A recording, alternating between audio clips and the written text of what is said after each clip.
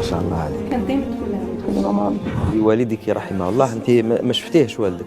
لا، لم أره ولم يراني ولا يعرف حتى اسمي ولا شكلي، لكن بالقرآن والعلم إن شاء الله سيعرفني يوم القيامة من بين كل الخلائق.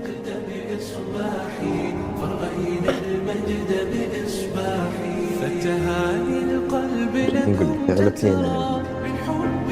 ما شاء الله عليك. كانت دايما تقول لها بابا ما شافنيش ما يعرف. في جناته إن شاء الله، في جنات الله عز وجل. بالطبع إن شاء الله إذا قرأت القرآن صدقا وعملت به. وش هي الحاجة اللي تمنيتيها كثير في حياتك؟ يوم ختمي تمنيت لو كان أبي معي.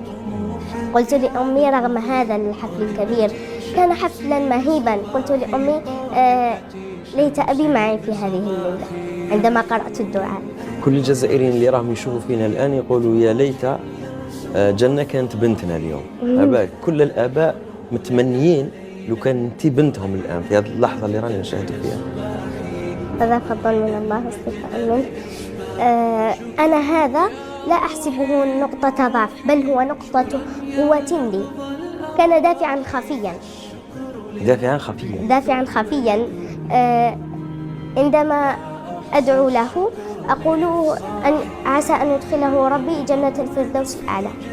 ما شاء الله. لا أدعو أي جنة بل جنات الفردوس الأعلى. خلاص كلفتي لي الهدر على الجنة.